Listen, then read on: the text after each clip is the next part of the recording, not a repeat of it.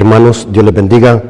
Bienvenidos una vez más a una clase de sana doctrina, a este canal, para que todos juntos podamos crecer en conocimiento de la palabra de Dios y así poder detectar inmediatamente la falsa doctrina.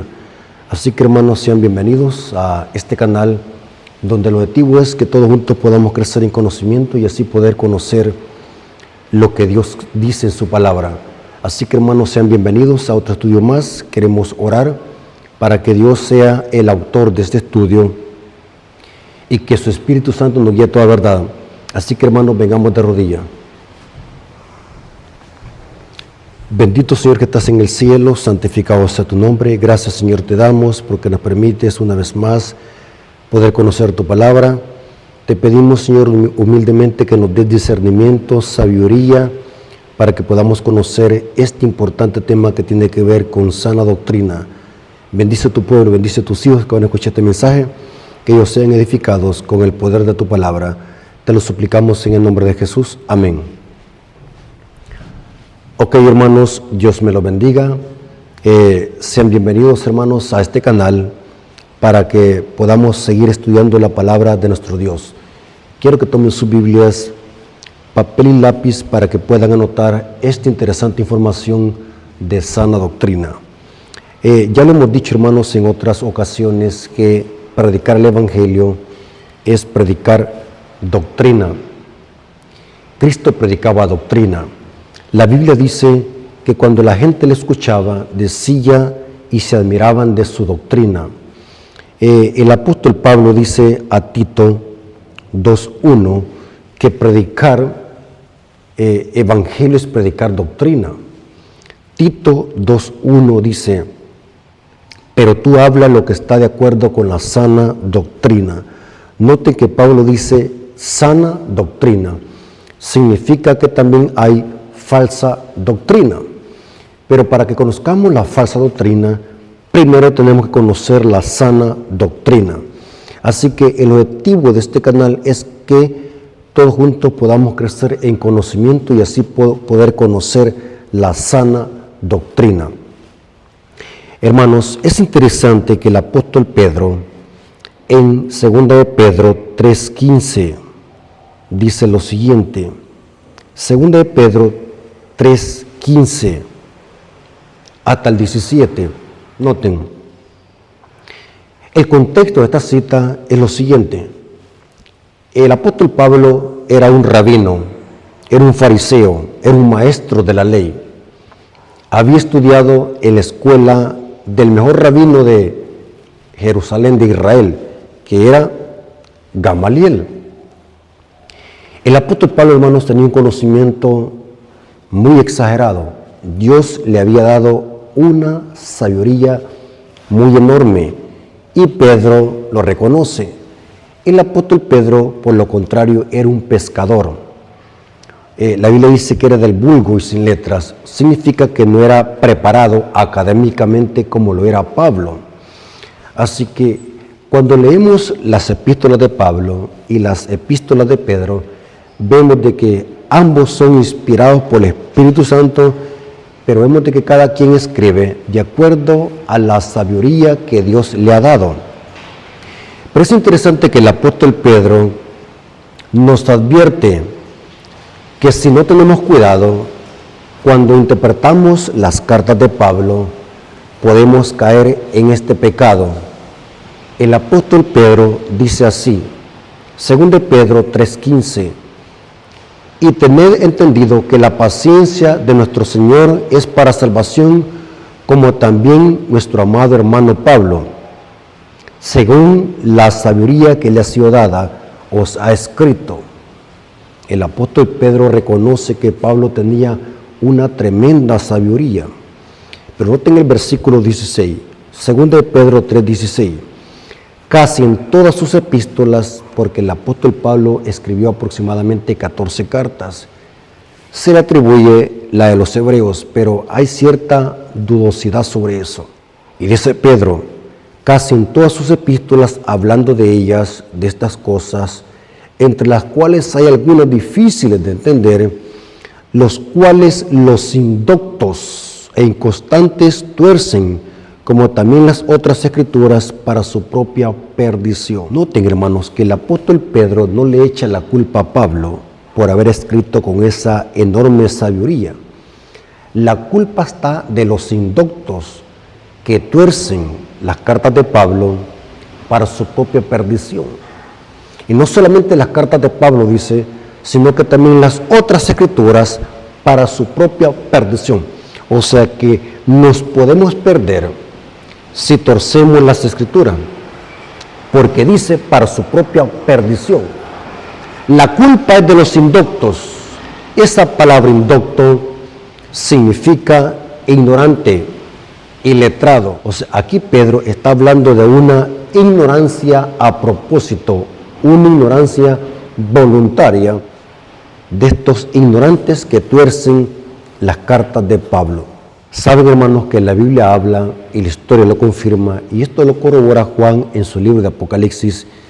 Había surgido una secta que tenía unas ideas extrañas por haber interpretado mal las cartas de Pablo. El apóstol Juan en el libro de Apocalipsis le llama a esta secta las Nicolaitas. Era una secta que había surgido de un diácono que cayó en apostasía llamado Nicolás. Hechos 6 habla de un diácono, eso lo confirma la historia. Hay historia, hermanos, que es muy buena, que aunque no es bíblica, pero va en armonía con la Biblia. Esta secta surgió de una mala interpretación de las cartas de Pablo. Creían de que Pablo, el hecho de decir que hoy ya no estamos bajo la ley, sino bajo la gracia, esta secta interpretó estas palabras de Pablo como queriendo decir de que hoy los cristianos no están obligados a guardar la ley bajo ninguna circunstancia. Esta secta de las Nicolaitas surgió por tergiversar las cartas de Pablo, convirtió la gracia en libertinaje. Eran personas que sacaron de contexto las cartas de Pablo con referencia a la ley. Interpretaron mal la carta a los romanos, interpretaron mal la carta a los gálatas. Los nicolaitas, esta secta apóstata, creían de que porque los cristianos somos salvos por gracia, hoy podemos nosotros vivir en libertinaje y podemos quebrantar cualquier principio de la ley. O sea que los nicolaitas eran lo contrario de los fariseos y los judaizantes. Los judaizantes enseñaban que por guardar la ley alguien se iba a salvar. Si alguien no se circuncidaba, no podía ser salvo. Mientras que las nicolaitas eran lo contrario que los judaizantes. Enseñaban de que la gracia nos libra de la obediencia a la ley. Dos extremos. Así que, hermanos, las nicolaitas era una secta apóstata que había interpretado mal las cartas de Pablo. El apóstol Judas hace alusión a esta secta y dice en Judas 1:3 y versículo 4, Judas 1:3 y está el versículo 4, el versículo 3 y el versículo 4.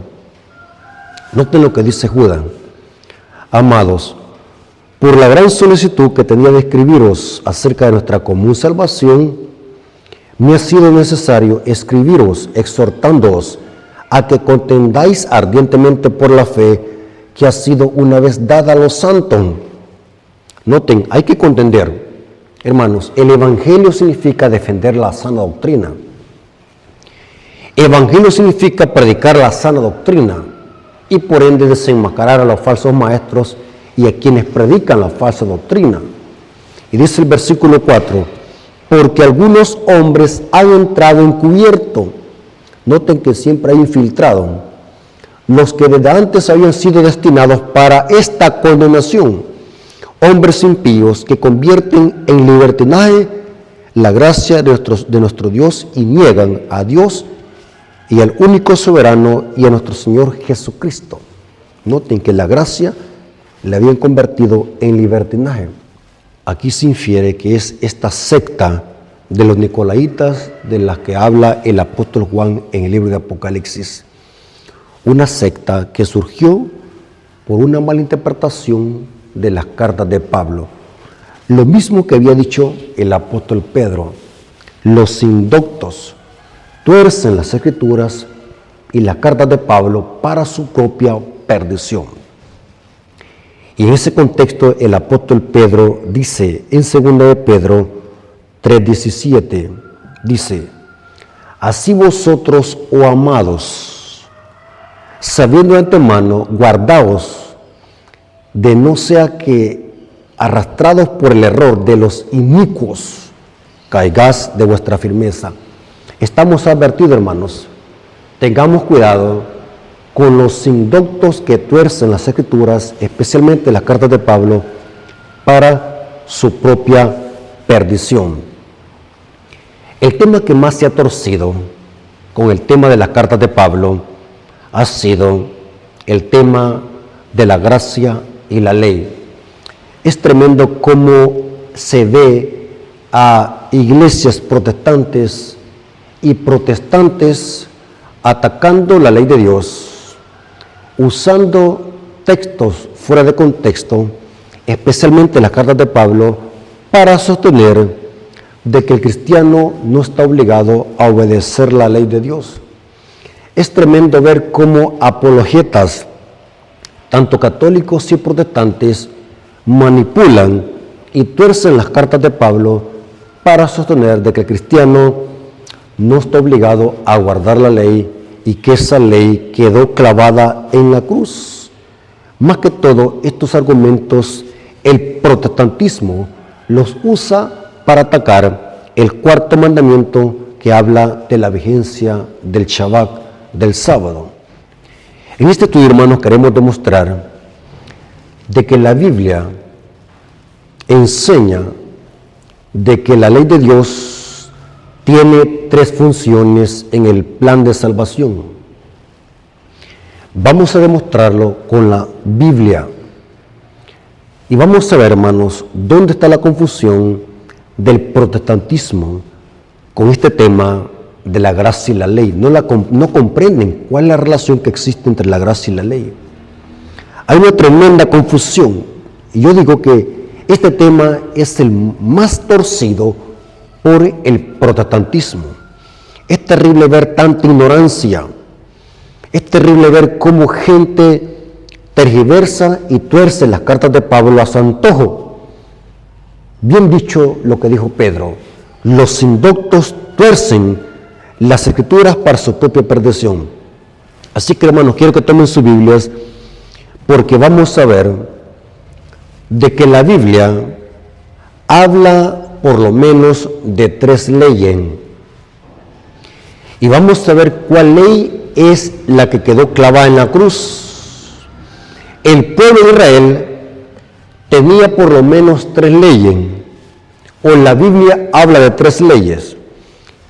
La ley ceremonial, que tenía que ver con sacrificios de animales en el santuario. Estaban también las leyes civiles, que tenían que ver con pena de muerte en el gobierno teocrático de Israel. Y también estaban las leyes morales de Dios.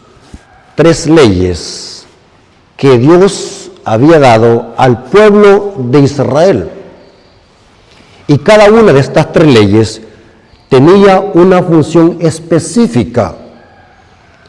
Cuando Cristo murió en la cruz, la ley que quedó clavada en la cruz, o a la que se le puso fin, o que tuvo su cumplimiento, fue la ley ceremonial, la ley ritual. Esa fue la ley que quedó clavada en la cruz. Alguien me puede decir: hermano, ¿y qué pasa con las leyes civiles de pena de muerte? ¿Qué pasó con esas leyes civiles? ¿Siguen en vigencia?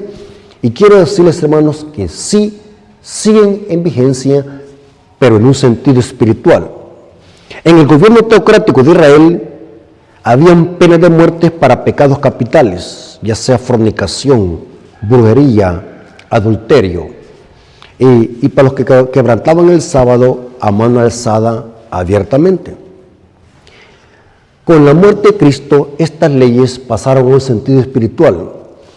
Cuando alguien comete pecado en alguno de los mandamientos de Dios y causa oprobio a la iglesia aplica este principio con una disciplina. Mateo 18 habla de eso. O sea, la iglesia no aplica la pena de muerte en un sentido literal, sino que la aplica en un sentido espiritual, porque estas eran leyes civiles. La iglesia disciplina a sus miembros cuando han cometido pecados que causan oprobio a la iglesia. No significa que Dios ahora disculpe el pecado simplemente porque a nadie lo matan apedreado. Hay que entender el contexto. Estas leyes pasaron a un sentido espiritual, leyes civiles. La iglesia aplica esta ley en un sentido espiritual, disciplinando a sus miembros cuando han cometido pecados abiertos que han causado oprobio a la obra de Dios. O sea que, aunque la ley civil, o más conocida como la ley del talión, no se aplica hoy literalmente en la iglesia, no significa eso que Dios disculpe el pecado. La aplicación de esa ley se aplica ahora espiritualmente. Muy importante aclarar este punto. Para Dios pecado siempre será pecado. El adulterio, fornicación y quebrantar cualquiera de los preceptos divinos, eso es pecado. El hecho de que a nadie maten ahora, literalmente como lo hacía la teocracia de Israel, no significa que Dios haya cambiado con referencia a lo que es el pecado. Siempre sigue siendo pecado el ir a los brujos, el adulterio, la fornicación y todo tipo de pecados que quebrantan la ley de Dios. Pero es interesante que con la muerte de Cristo, la ley que quedó clavada en la cruz es la ley ceremonial, la ley ritual que tiene que ver con sacrificios de animales, porque en Cristo esta ley ceremonial halló su cumplimiento. Cristo es el verdadero Cordero. Hebreos capítulo 10, versículo 1 al 8 dice, hablando de esta ley. Por eso, hermano, es muy importante que cuando la Biblia habla de ley, hay que ver el contexto de qué ley se habla, para que no caigamos en el error de los inicuos que tuercen la Escritura, y especialmente en la carta de Pablo. Hay muchos indoctos que el hecho de que la Biblia mencione ley creen de que está hablando de la ley de los 10 mandamientos o la ley moral de Dios. Hay que siempre tener en cuenta el contexto de que Pablo, para saber de qué ley se está hablando. Por ejemplo, Hebreos 10, 1 al 8. Noten que aquí se especifica de qué ley está hablando y de cuál ley quedó clavada en la cruz y cuál ley era la sombra de Cristo. Porque la ley, teniendo la sombra de los bienes venideros, no la imagen misma de las cosas, nunca pueden, por los mismos sacrificios que se ofrecen continuamente cada año, hacer perfectos a los que se acercan. Noten que hay una ley que era sombra de los bienes venideros. ¿De cuál ley está hablando acá? Que era una sombra. De otra manera, cesarían las de ofrecerse, pues los que tributan a este culto, limpios una vez, no tendrían ya más conciencia de pecado. Pero en estos sacrificios cada año se hace memoria de los pecados, porque la sangre de los toros, miren de cuál ley está hablando. ¿Cuál ley la sombra? La ley de sacrificios, porque la sangre de toros y de los machos cabríos no pueden quitar los pecados, porque la ley ritual, la ley ceremonial que tenía que ver con sacrificios de animales, era una sombra del sacrificio de Cristo, por lo cual entrando en el mundo, dice, sacrificio y ofrenda no quisiste, mas me preparaste cuerpo, holocausto y expiación por el pecado no te agradaron. Entonces dije, he aquí que vengo, oh Dios, para hacer tu voluntad, como en el rollo del libro está escrito. Es una referencia al libro de Deuteronomio, diciendo, primero, sacrificio, ofrenda y holocaustos y expiaciones por el pecado no quisiste, ni te agradaron, porque estos eran símbolos del sacrificio de Cristo. La gente no era por el animal que eran perdonados, sino que era por la fe en Cristo. Los sacrificios solamente eran un símbolo, eran una sombra del sacrificio de Cristo. Cuando Cristo murió, esa ley fue abolida, terminó y pasó a un sentido espiritual, porque ahora Cristo es el verdadero Cordero que quita el pecado del mundo. La ley que quedó abolida, la ley que quedó clavada en la cruz, es la ley ceremonial, no la ley moral de Dios. La ley moral de Dios define lo que es el pecado. Lo vamos a ver. Es interesante esta cita de la sierva del Señor, que está en Mensajes Selectos, tomo 1, página 281, párrafo 3. Dice: muchos en el mundo cristiano tienen un velo delante de sus ojos, por no decir que están ciegos. Muchos en el mundo cristiano también tienen un velo delante de sus ojos y su corazón. No ven con claridad lo que fue abolido. No ven que fue únicamente la ley ceremonial la que fue abrogada con la muerte de Cristo. Pretenden que la ley moral fue clavada en la cruz. Es denso velo que oscurece su entendimiento. Noten, la ley que quedó abolida fue únicamente la ley ceremonial, no la ley moral de los 10 mandamientos, porque la ley de los 10 mandamientos es la ley que define lo que es el pecado. Dios no abolió con su muerte esa ley, sino que fue la ley ceremonial.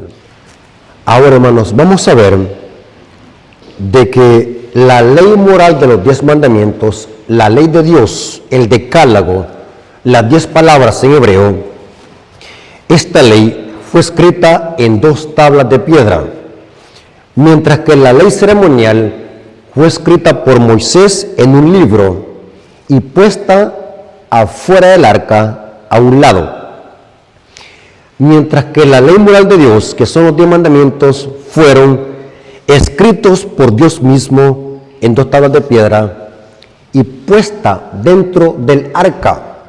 O sea que la ley moral de Dios fue escrita por Dios mismo con su dedo en 2 tablas de piedra, muy diferente a las leyes ceremoniales.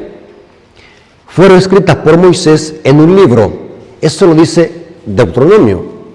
Pero es interesante que la Biblia claramente presenta que la ley moral de Dios fue escrita en 2 tablas de piedra por el dedo de Dios, y que ese dedo representa al Espíritu Santo, según los evangelios. Leamos por lo menos 2 citas. Éxodo 31, 18 nos dice que Dios escribió esos mandamientos en 2 tablas de piedra. No fue Moisés, fue Dios mismo. Y vio Moisés cuando acabó de hablar con él en el monte de Sinaí.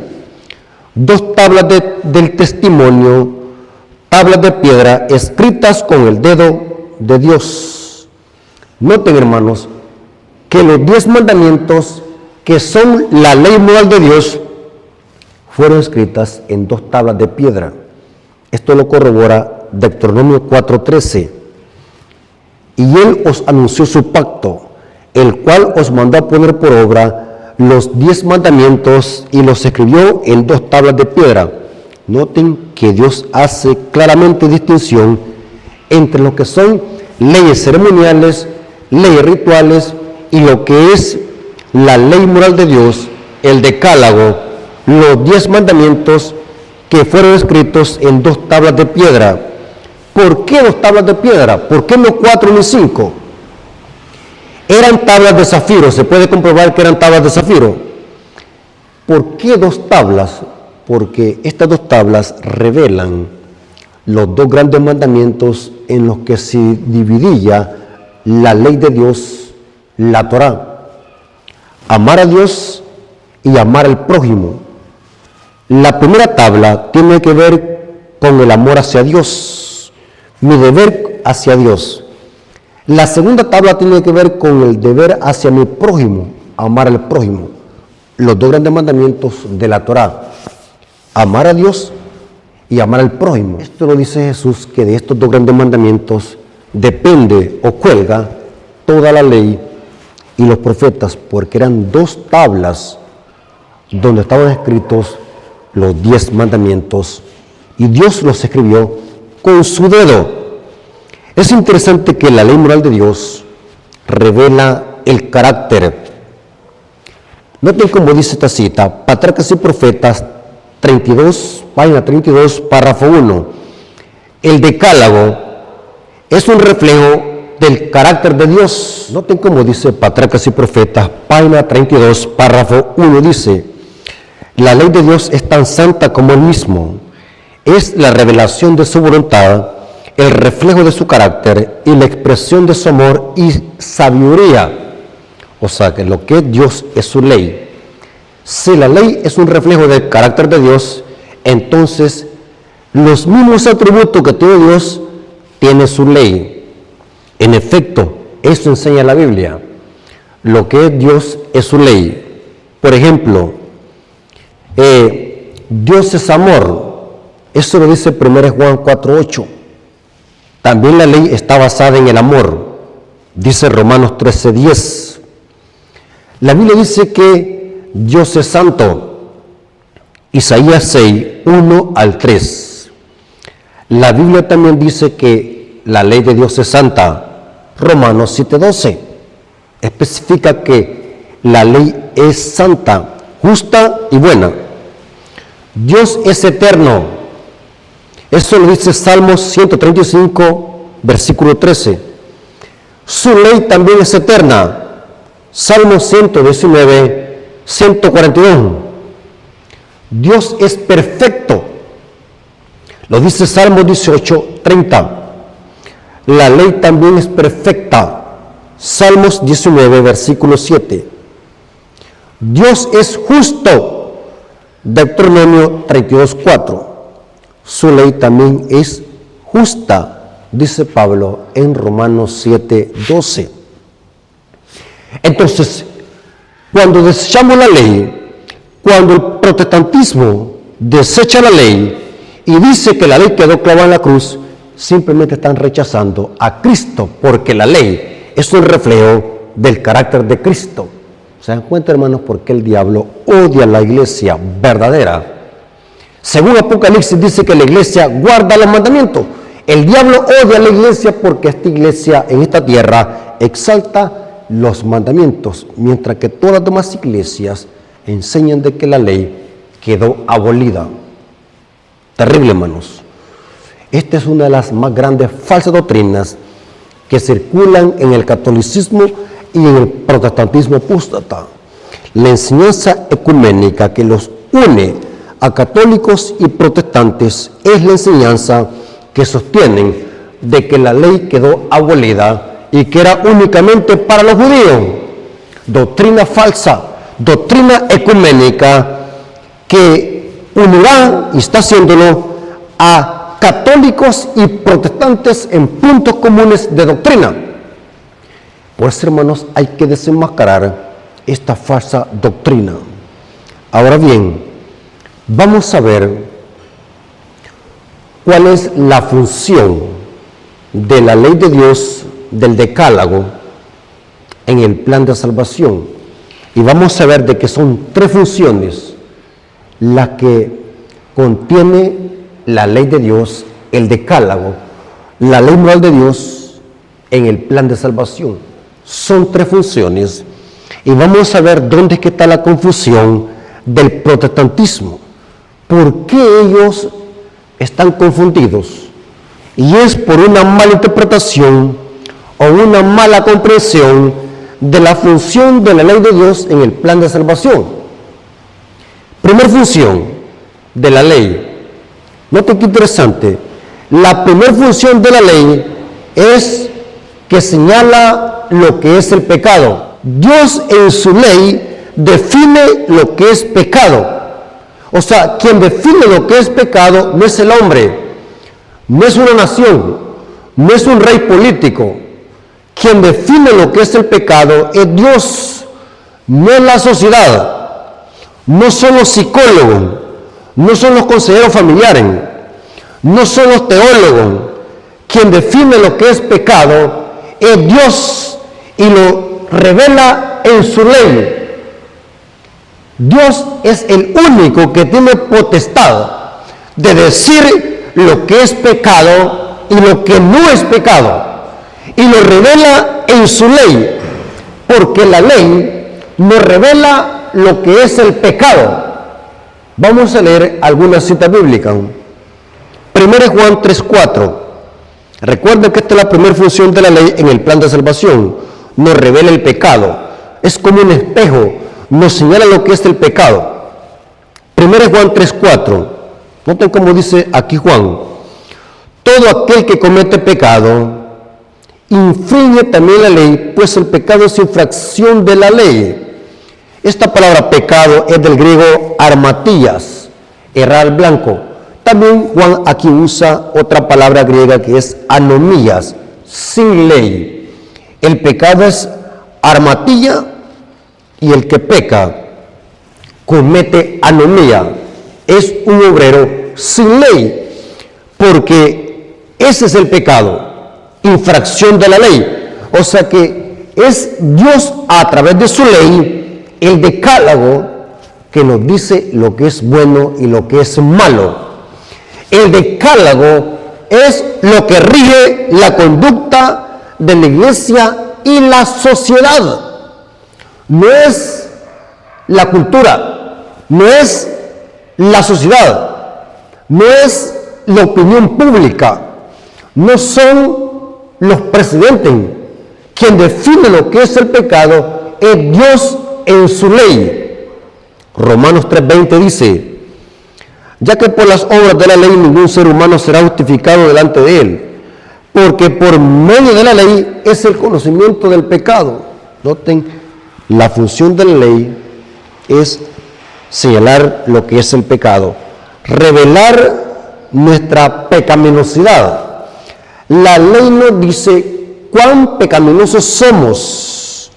Ahora, ¿de cuál ley está hablando aquí Pablo y Juan?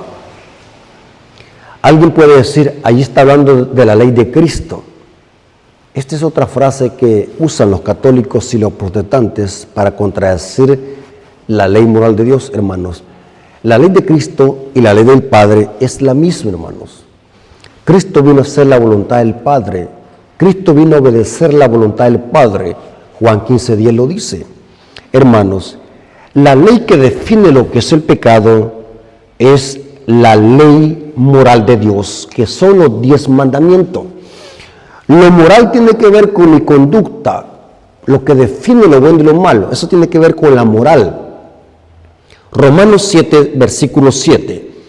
Vamos a ver de cuál ley está hablando aquí Pablo y cuál ley es la que define lo que es el pecado.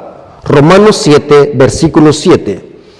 ¿Qué diremos pues? ¿La ley es pecado? En ninguna manera. Pero yo no conocí el pecado sino por la ley, porque tampoco conocía la codicia si la ley me dijera, no codiciarán. Ahora, ¿cuál mandamiento está citando aquí Pablo? Está citando Éxodo 20:17. Está citando el 10º mandamiento del decálogo. Noten cómo dice, Éxodo 20:17. No codiciarás la casa de tu prójimo, no codiciarás la mujer de tu prójimo, ni su siervo, ni su criada, ni su buey, ni su asno, ni cosa alguna que le pertenezca a su prójimo. Noten que Pablo se explica a sí mismo. Pablo está hablando de la ley moral de Dios, que son los 10 mandamientos, la ley que define lo que es el pecado. Pablo está citando el 10º mandamiento que tiene que ver con la codicia, porque la primera función de la ley es señalar lo que es el pecado. 1 Timoteo capítulo 1, versículo 8 al 11. 1 Timoteo capítulo 1, 8 al 11. Pero sabemos que la ley es buena si se usa legítimamente, o sea, en su esfera legítima. La función de la ley no es salvar a nadie, sino que la función de la ley es señalar el pecado. Por eso es que dice Pablo, pero sabemos que la ley es buena. Claro que es buena. Lo dijo Pablo en Romanos 7:12 y lo repite a Timoteo. Pero sabemos que la ley es buena si se usa legítimamente, conociendo esto que la ley no fue dada para el justo, sino para los transgresores. Noten, ¿a quién castiga la ley? ¿A quiénes condena la ley? Sino para los transgresores, para los desobedientes, para los impíos, pecadores, para los irreverentes y profanos, para los parricidas. Esta palabra parricidas es aquellos hijos que asesinan a sus padres. Y matricida, hijos que asesinan a sus madres. Para los homicidas, el que asesina a su hermano. Para los fornicarios, los que tienen sexo ilícito fuera del matrimonio. Para los sodomitas, ustedes saben quiénes son los sodomitas. Para los secuestradores, para los mentirosos y perjuros. Noten que estas son infracciones del decálogo. Y para cuantos se oponen a la sana doctrina, según el glorioso evangelio del Dios bendito, que a mí se me ha sido encomendado. Esta es la primera función de la ley: señalar el pecado, mostrarnos nuestro pecado. Es como un espejo. La función de la ley es condenar, no porque la ley sea mala. El malo es el transgresor. La ley condena, la ley maldice, no porque la ley sea mala, porque es buena, lo dice Romanos 7:12. El malo es el pecador. La pregunta es: ¿a quién hay que arreglar? ¿A la ley o al pecador? Es al pecador. Cristo vino a salvar al pecador. Cristo no vino para venir a modificar su ley. La función de venir Cristo a esta tierra, o el propósito de venir Cristo a esta tierra, es para rescatar al pecador, para redimir al pecador, porque el que hay que arreglar es el pecador, no la ley. Saben de que el protestantismo apóstata al revés interpreta esto. Creen de que Cristo vino para venir a modificar la ley, o a abolirla, o a cambiarla, dicen otros. Este es un engaño satánico. La ley es santa y perfecta y justa. La ley no tiene defectos. La función de la ley es solamente condenar y maldecir, porque el malo somos nosotros. Les voy a poner un ejemplo, hermanos. Supongamos de que alguien vaya a más de 90 kilómetros por hora en la carretera, en la ciudad, y se pasa un semáforo en rojo. Aquí en El Salvador, hermanos, eso es digno de prisión y de una multa hasta que le quiten el carro. Porque imagínense, hermano, pasarse un semáforo en rojo, eso significa la muerte, porque imaginémonos que otros carros vengan del lado contrario y este vaya por el otro lado, cuando el semáforo dijo stop, rojo. Eso, hermanos, es peligrosísimo. Supongamos de que alguien se pasa el semáforo en rojo, viene la autoridad, el policía, y logra alcanzar al que infringió la ley y le dice: señor, usted ha infringido la ley, está bajo condenación, la ley lo condena, en este momento está bajo la ley. Pero ¿qué dice el soldado? ¿Qué dice el policía? El policía dice: pero miren, la esquela se la voy a poner al semáforo, porque el culpable es el semáforo. ¿Hacen eso? No, hermano. El semáforo es bueno. A quien se le pone la esquela por haber quebrantado la ley es el que le infringió. El malo es el transgresor, no la ley. La ley en ese momento está condenando al transgresor. Ese transgresor está bajo la ley. La ley lo está maldiciendo, lo está condenando, no porque la ley sea mala. El malo es el transgresor por haberse cruzado el semáforo en rojo. Porque la función de la ley es revelar lo que es el pecado. Ahora, ¿cuál es la segunda función de la ley en el plan de salvación, en la salvación del hombre? La segunda función es que, aunque la ley nos revela el pecado, pero la ley tiene un problema. La ley no puede salvarnos. La ley no tiene poder para salvarnos a nosotros. La función de la ley es solamente condenar, maldecir, no porque sea mala. El malo es el transgresor. ¿Entienden eso, hermano? No debemos hacer como los protestantes que al revés entienden las cosas. Creen de que el problema está en la ley. El problema está en el transgresor. Cristo vino a salvar al transgresor para que salvado pueda estar en armonía con la ley. Y se lo voy a demostrar, hermanos. Noten lo que dice 1 Juan 3:4 y después leemos el versículo 5. 1 Juan 3:4. Todo aquel que comete pecado infringe también la ley, pues el pecado es infracción de la ley. Y noten el versículo 5 lo que dice: y sabéis que Él apareció para quitar nuestros pecados, y no hay pecado en Él.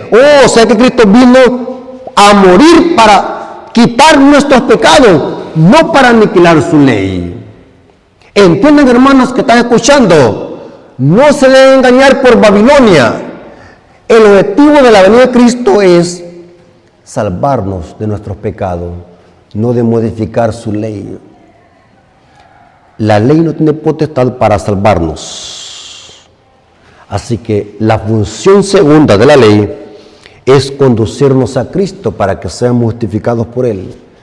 La función de la ley, después de que nos muestre el pecado, la segunda función es llevarnos a Cristo para que seamos salvos por Él y que seamos limpiados de nuestros pecados. Es como un espejo.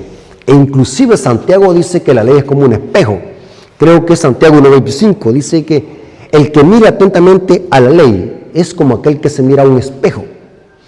Porque el espejo, la función de él mostrarnos cuán sucio estamos. Pero el espejo no puede limpiarnos. El espejo no puede bañarnos. Así que lo que hace el espejo es solamente hacernos un gran, enorme favor. Nos está demostrando que estamos horribles después de que los hemos levantado en la mañana, con un mal aliento, todos sucios, todos despeinados. El espejo nos está diciendo: Rafael, tenés que irte a bañar. Así es la ley, nos lleva a donde Cristo, para que seamos justificados y salvados y lavados con su sangre preciosa de nuestros pecados. Romanos 10:4 dice eso. Romanos 10:4 es un versículo que también el protestantismo apóstata lo ha torcido y lo ha tergiversado. Y no solamente el protestantismo, sino también el catolicismo. El catolicismo y el protestantismo son los sistemas que Apocalipsis 17 le llama Babilonia, porque son los enemigos de la ley de Dios y del remanente.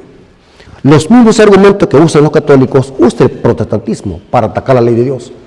Y usan textos y los tergiversan y los tuercen.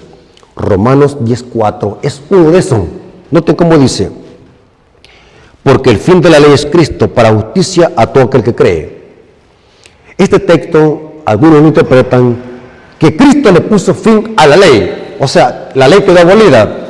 Porque si leemos este texto superficialmente, eso se entiende, porque el fin de la ley es Cristo. O sea, dicen ellos, la ley quedó abolida. La ley se le puso fin. Cristo le puso fin a su ley. Error, grave error. Hermanos, dos herramientas indispensables que uso yo a la hora de interpretar la Biblia y de hacer exégesis. Exégesis significa hacer un estudio serio de un texto. Las dos herramientas que yo siempre uso es buscar un diccionario griego y hebreo. Eso me sirve para buscar la gramática de las palabras. El apóstol Pablo sus cartas las escribió en griego, no en español, ni en inglés, ni en francés, sino que Pablo escribía en griego. Era la lengua más común en los tiempos de Pablo, el griego. Es interesante que la otra herramienta que uso es comparar otras versiones de Biblia a ver cómo traducen el texto. Haga esto, hermano. Hoy con la tecnología hay mucha información para poder descargar muchas versiones de Biblia. Son dos herramientas. La gramática, un diccionario griego y hebreo, yo uso mayormente el Strong. Y los diccionarios y los léxicos griegos, uso el Techondon y también el Westcott y Hort. Pero cuando voy a usar la gramática de las palabras, uso un diccionario Strong. Es interesante, hermanos, que esta palabra fin en el griego es una palabra en griego que es telos, Repita conmigo, hermanos, el telos. Fin en griego es telon. Dice la Strong que esta palabra puede significar meta, o sea, tiene varios significados esta palabra en griego, objetivo o propósito. O sea, la palabra fin, que es el telos, la ley, porque el telos de la ley es llevarnos a Cristo. O sea, que lo que está diciendo Pablo aquí, que el objetivo de la ley o el propósito de la ley es llevarnos a Cristo. O sea, el apóstol Pablo lo que está diciendo acá es presentando una función de la ley y es llevarnos a Cristo. Esta palabra telos, que se traduce en la Reina Valera fin, no se debe interpretar como caducó o terminó, sino como meta o propósito. Si ustedes tienen duda, busquen un diccionario, van a ver que traduce telos, meta, propósito u objetivo. ¿Cómo lo demostramos? Otras versiones de Biblia traducen mejor este texto y presentan la fuerza del texto. La Reina Valera 60 se presta confusión más para los indoctos de la Escritura, que no tienen conocimiento profundo de la Biblia, que son superficiales en la Biblia. Pero cuando nos vamos a la gramática y a otras versiones de Biblia, este texto lo traducen mejor. El telos lo traducen mejor. Por ejemplo, les voy a leer otra versión de Biblia para que vean cómo lo traduce. Biblia textual. Romanos 10:4 dice, porque el propósito, ahí está el telos, lo traducen como propósito, porque el propósito de la ley es Cristo para justicia a todo aquel que cree. ¿Noten qué interesante? El propósito, el objetivo de la ley es llevarnos a Cristo. Porque la ley, después de que nos revela el pecado, nos conduce hacia Cristo. Biblia Castellán del 2003, Romanos 10:4. Noten cómo lo traduce. Porque la finalidad de la ley es Cristo, para justificar a todo aquel que en él cree. El telos aquí lo traduce como finalidad. Es una mejor traducción.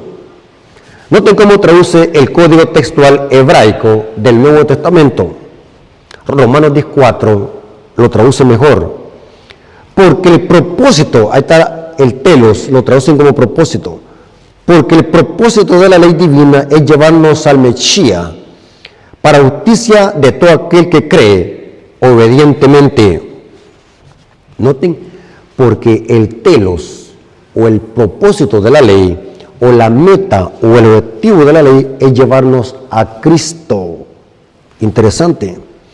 Noten cómo dice esta otra Biblia, Biblia Serafín de Auxejo de 1975, Romanos 10:4, dice, porque la finalidad de la ley es Cristo para justicia a todo aquel que en él cree. Ustedes pueden corroborar otra versión de Biblia para que vean o comparar otras Biblias que el telos lo traducen como meta, propósito, u objetivo o finalidad. Porque el tema de Pablo en Romanos 10:4 no es decir que la ley caducó o que la ley quedó sin eficacia, sino que el apóstol Pablo está diciendo una de las funciones de la ley y es conducirnos a Cristo. Después de que nos señala el pecado, nos conduce a Cristo. La ley es como un ayo, dice Pablo, en Gálatas 3:24 al 25. Noten que Pablo compara aquí la ley como un ayo. Romanos 3:24 al 25. De manera que la ley ha sido nuestro ayo para llevarnos a Cristo, a fin de que fuésemos justificados por la fe, pero venida la fe, ya no estamos bajo ayo. Esta es otra de las citas que tuercen y recontratuercen católicos y protestantes para decir de que la expresión ya no estamos bajo ayo significa que la ley quedó abolida. Pero recuerden, hermanos, que Pedro dice que los indoctos tuercen las cartas de Pablo para su propia perdición. Debemos que Pablo explique a Pablo qué es un ayo. El apóstol Pablo dice que la ley es como un ayo. Busqué en el diccionario Strong esta palabra ayo, es del griego pedagogos, de donde proviene la palabra pedagogía, aquel que instruye, aquel que enseña. Y dice que esto significa pedagogos, líder de muchacho, siervo cuyo oficio era llevar a los niños a la escuela. En otras palabras, un ayo es como una niñera, es como un tutor que lleva a su niño a los brazos del padre. Ese es un ayo. La ley es como un ayo para llevarnos a Cristo. La función de la ley es llevarnos a Cristo. Ahora, dice Pablo, pero venía la fe, ya no estamos bajo ayo. ¿Qué significa no estar bajo ayo? ¿Será que significa que la ley dejó de existir? ¿Será que la ley caducó? ¿Qué quiere decir Pablo? Esta expresión, no estamos bajo ayo, es otra referencia a decir, ya no estamos bajo la condenación de la ley.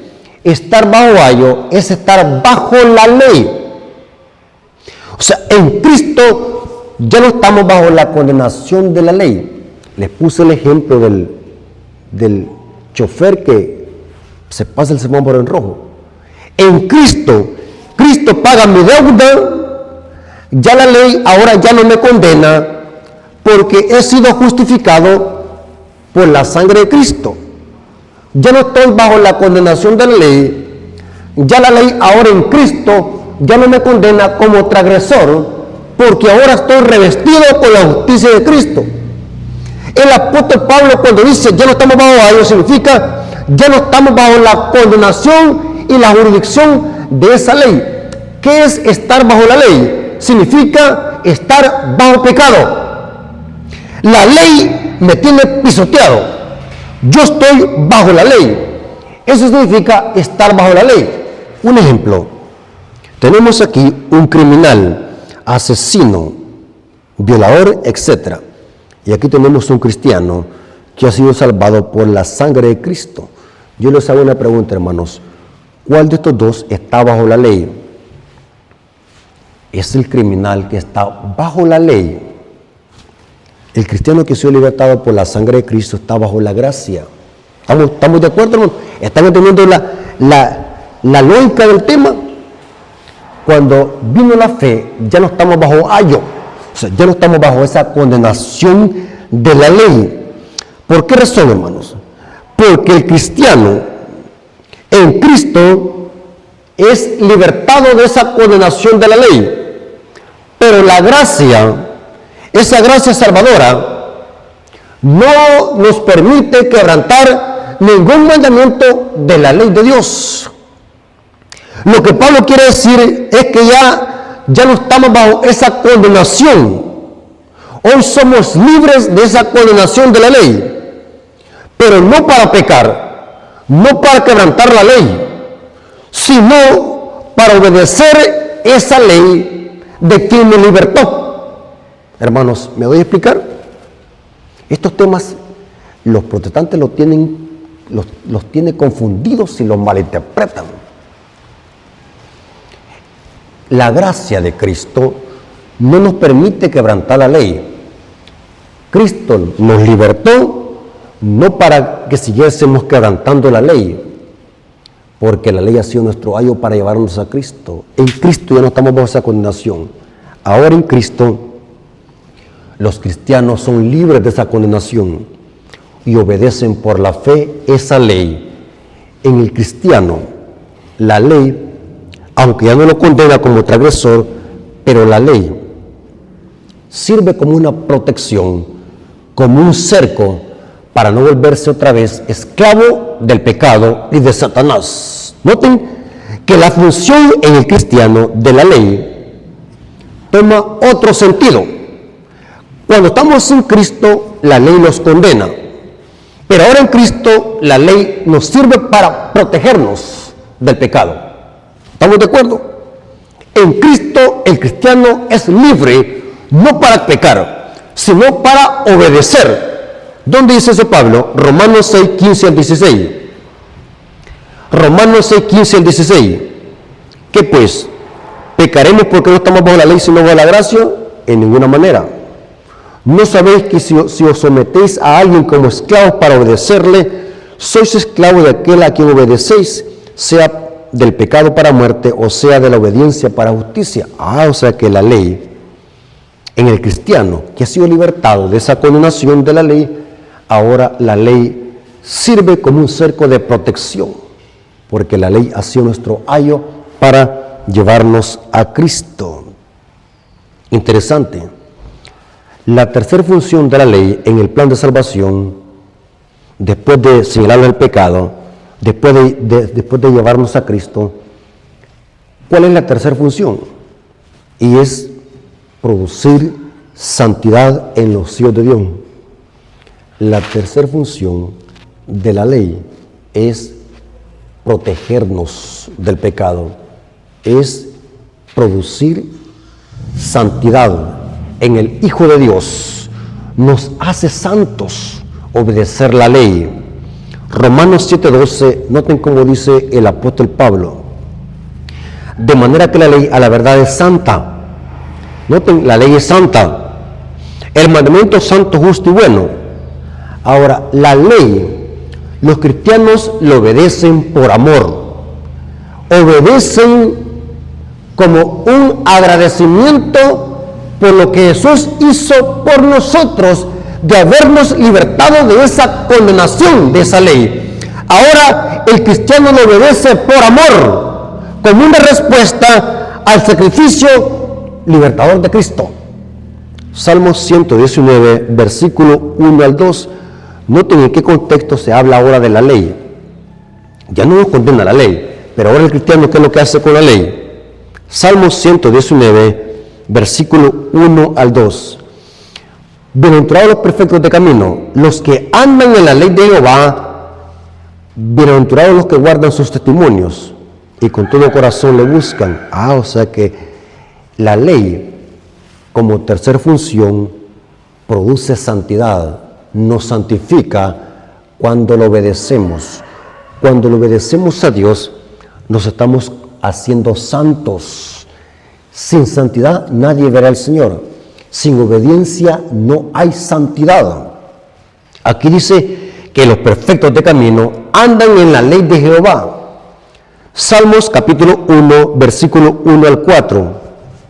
Esto lo explica, aquí David lo explica mejor porque hace una relación entre la ley y la santificación. Salmos capítulo 1, versículo 1 al 4. Bienaventurado el varón que no anduvo en consejo de malo, ni estuvo en camino de pecadores, ni en silla de escarnecedores se ha sentado, sino que en la ley de Jehová está su delicia, y en su ley medita de día y noche. Será como árbol plantado junto a las corrientes de agua, que da su fruto a su tiempo, y su hoja no cae, y todo lo que hace prospera. No así los malos, que son como el tamo que arrebata el viento. Noten el contraste entre los impíos y el que obedece la ley.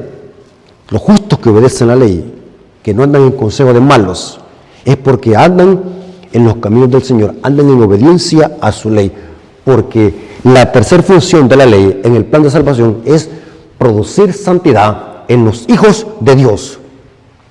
Tito 2, versículo 11 al 12.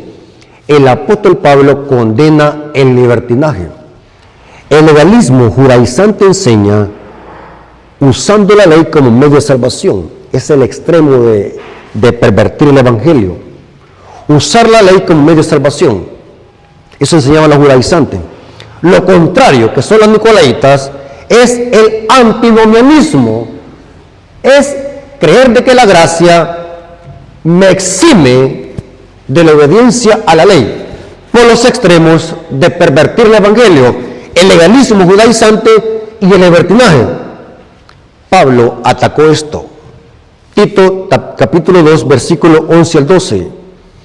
Porque la gracia de Dios se ha manifestado para salvación a todos los hombres, enseñándonos a que renunciemos a la impiedad. Noten que la gracia nos lleva a cambiar. La gracia nos lleva a obedecer. Porque la gracia se ha manifestado de Dios para salvación a los hombres, enseñándonos a que renunciemos a la impiedad y a los deseos mundanos. O sea que aquí se infiere la obediencia, está inferida. Vivamos en este siglo sobria, justa y piadosamente. En otras palabras, Pablo está diciendo que los que han sido salvados por gracia obedecen, viven piamente. 1 Juan capítulo 2, versículo 4 al 6. La evidencia que yo he sido salvo por Cristo, la evidencia que yo he sido limpiado por la sangre de Cristo y libertado de la condenación de la ley es que ahora obedezco esa ley para no caer en lo mismo. Porque la ley en el plan de salvación toma otra función. Note cómo dice 1 Juan capítulo 2 versículo 4 al 6. El que dice, yo lo conozco, y no guarda sus mandamientos, el tal es mentiroso y la verdad no está en él. Pero el que guarda su palabra, en este verdaderamente el amor de Dios se ha perfeccionado. Por esto sabemos que estamos en él. El que dice que permanece en él debe andar como él anduvo. O sea, si alguien dice que es cristiano y que ha sido salvado por la sangre de Cristo y no guarda sus mandamientos, es un mentiroso, es un charlatán, claramente. Porque el fruto de alguien que conoce a Dios y de que alguien que ha sido salvo y redimido por la sangre de Cristo y que en verdad es salvo por la gracia, obedece los mandamientos. De lo contrario, es un mentiroso. Ahora, ¿cuál es el vehículo que lleva a la obediencia? Que es lo contrario al legalismo. Legalismo es salvación por obra, salvación por la ley, justificación propia, darle a la ley una función que Dios nunca le dio, porque la función de la ley nunca fue justificar ni salvar a nadie. ¿Cuál es el vehículo que mueve la obediencia a la ley? Cuando un cristiano ha sido redimido y salvado por gracia, es el amor de Cristo. Sin amor no hay verdadera obediencia. Noten cómo dice 1 Juan capítulo 5, versículo 1 al 3. Los judíos, hermanos, profesaban guardar la ley, profesaban guardar el sábado, pero eran mentirosos e hipócritas, porque rechazaron a Cristo. Sin Cristo no se puede guardar la ley, porque para que un cristiano pueda guardar la ley y que pueda estar en armonía con la ley, es únicamente siendo justificado y libertado por Cristo. Sin Cristo no podemos conseguir ese amor, porque lo único que mueve esa obediencia legítima es el amor, que solamente encontramos en Cristo. Entonces, ¿cómo es posible que vamos a decir que los fariseos guardaban la ley o el sábado? Eran hipócritas, porque sin Cristo no puede haber obediencia, y el amor solamente lo encontramos en Cristo. 1 Juan capítulo 5, 1 al 3. Todo aquel que cree que Jesús es el Cristo es nacido de Dios, y todo aquel que ama al que le engendró, noten que está hablando del amor, ama también al que ha sido engendrado por él. En esto conocemos que amamos a los hijos de Dios cuando amamos a Dios y guardamos sus mandamientos. Noten quiénes son los únicos que pueden guardar los mandamientos: los que tienen el amor de Dios y han nacido de nuevo. Pues este es el amor de Dios, que guardemos sus mandamientos, y sus mandamientos no son gravosos. Esta palabra gravoso significa no son una carga o no son difíciles de guardar. ¿Pero para quiénes? Para los que aman y los que han nacido de Dios. ¿Para quiénes es que la ley y la obediencia es una carga? Para los impíos. Como dice Proverbios, dice que los que dejan la ley alaban a los impíos. Y el que aparta su oído para no oír la ley, hasta su oración es abominable. Proverbios 28:9. El vehículo que mueve la obediencia es el amor de Cristo. Y solamente lo encontramos en Cristo, que es el amor. Cristo es el amor personificado. Y solamente en Cristo es que nosotros vamos a sentir deleite en obedecer los mandamientos de Dios. 1 Juan 3:22 dice: y cualquier cosa que pidiéramos, lo recibiremos de Él, porque guardamos sus mandamientos y hacemos las cosas que son agradables delante de Él. Noten, porque guardamos sus mandamientos. La muerte de Cristo, hermanos, no fue para venir a abolir su ley moral. La muerte de Cristo lo que hizo es confirmar esa ley moral. La muerte de Cristo la confirmó. Con la muerte de Cristo se demostró que el Padre prefiere dar a su Hijo en rescate de muchos y no modificar un ápice de su ley. La muerte de Cristo demostró que la ley es inmutable, que Dios prefiere morir y dar a su Hijo y no alterar un mandamiento de su ley para acomodarlo al pecado. Romanos 3:31 dice: luego pues por la fe invalidamos la ley en ninguna manera, sino que confirmamos la ley. La muerte de Cristo lo que hizo es confirmar la ley, esa ley inmutable y eterna que es un reflejo del carácter de Dios. Cuando el protestantismo dice que la ley quedó abolida con la muerte de Cristo, están proclamando el mismo veneno mortífero del diablo que predicó en el cielo, diciendo que la ley de Dios no era necesario obedecerla. Hermanos, espero que esta información te haya servido para que puedas entender de que la ley tiene 3 funciones en el plan de salvación. Esa ley moral de Dios que nos señala lo que es el pecado, esa ley que nunca fue abolida ni modificada, porque es un reflejo del carácter de Dios. Dios te bendiga, hermanos. Espero que este estudio de sana doctrina te haya servido para que podamos conocer la verdad sobre la ley y la gracia. Vamos a orar para que Dios nos bendiga y cada día nos dé sabiduría para poder entender estos importantes temas que tienen que ver con sana doctrina. Vamos a orar, hermanos. Oremos. Señor bendito que estás en el cielo, santificado sea tu nombre. Gracias, Padre, porque nos permites y nos permitiste estudiar tu palabra. Hemos conocido las 3 funciones de tu ley en el plan de salvación. Nos señala el pecado, nos conduce a Cristo y nos produce santificación. Gracias, Padre, por tu ley, por tu santa ley. Gracias por tu amor y tu misericordia. Gracias por tu sacrificio que vindicó tu santa ley. Gracias por tus bendiciones y gracias porque estuviste con nosotros en esta clase. Te lo agradecemos en el nombre de Jesús. Amén. Dios me lo bendiga, hermanos.